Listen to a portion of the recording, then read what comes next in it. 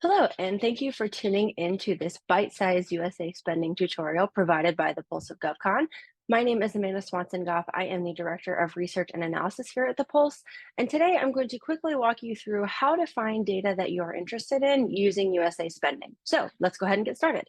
You'll see here I'm logged in at USASpending.gov. This is a publicly available website.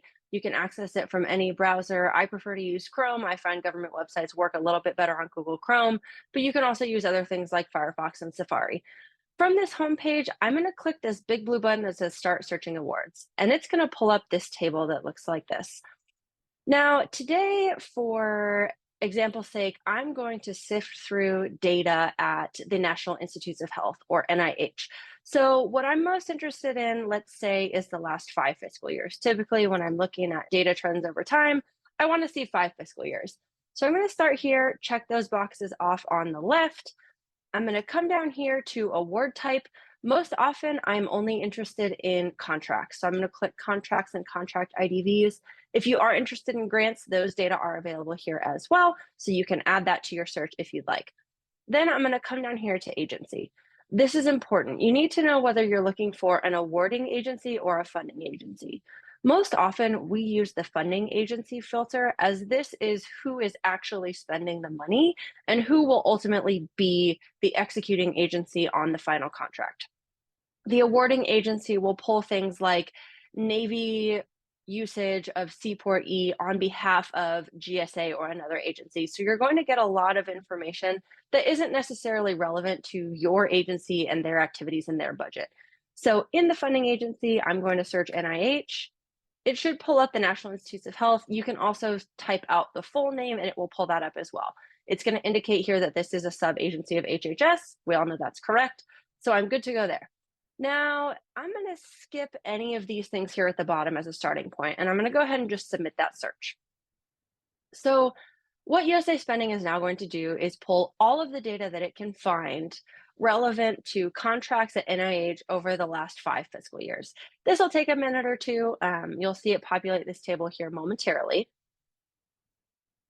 So what this tells me up here is there are 85,992 contract actions over that period, and another 3,773 contract IDVs. So these are things like task orders on larger contract vehicles. If I want to, I can then use this table to really dig down into this information. So you have things like this contract award to Westat, the period of performance ends in 2027. This is how much they've spent thus far. Here's kind of what they're looking at doing with that. A couple other pieces of information. Good way to get really detailed individual contract information. More likely than not, you're probably looking for larger trends. So it's easier to come over here to first this time horizon filter. So this is going to give me this nice little chart here that tells me year by year how much NIH has spent on contracts. Good to know that contract spending declined in 2023 when compared to 22. I can quickly download those data by year. It's just going to give me the year, the total amount. I can build that into charts. I can use it in narrative writing. Great way to get easy, high-level data. You can also break this down into quarters and see what their contract spending looks like by quarter. They follow the federal government trend of spending a whole bunch of their money in the final quarter. So good to see that. You can even go so far as to break it down by month. Another thing you can look at here is a map. So this is going to tell you where they primarily spend their money and where those places of performance typically are. NIH really likes to spend money in Maryland. Good to know when you're thinking about staffing and other resourcing. Finally, you can open up this categories tab. It's going to give you this larger agency, HHS, not super surprising. What we're more interested in is going to be things like the recipient. So this is going to tell you who their favorite vendors are at NIH. You can also get into the industry code. So this is going to show you their most common PST codes. You can also scroll over here to their most common NAICS codes. Now, keep in mind, this is aggregate data over the last 5 fiscal years. So if I only want to look at, say, FY23, I just need to uncheck these other boxes and it will show me FY23. So speaking of that, let's go ahead and do that. And then let's filter down by recipient type. So what I want to look at today is women-owned small businesses. So what I'm going to do is click recipient type here.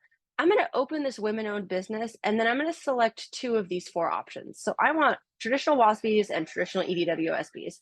I'm not so much interested in joint ventures. on those two. I want to look at those pure women-owned small businesses. So I'm going to go ahead and submit that search again. And now it's going to show me updated data based on that filter. So I can look at PSC and NAICS codes. This is what they're typically buying from women-owned small businesses. This is where they're buying from women-owned small businesses. Here are all of those awards that they made in FY23. If I want to see that, their usage of WSBs over a time horizon, I can again re-click these boxes here on the left. I can submit that search, and then I can click on time, and it will show me that NIH has started using more women-owned small businesses over time. Great news if you're a women-owned small business with interest in NIH. All of that to say, these filters are very easy to use. This is a great way to get those top-level data that you need when you're writing RFIs or talking to your investors about where opportunity areas might be. It's a very straightforward system that can give you a lot of information very quickly.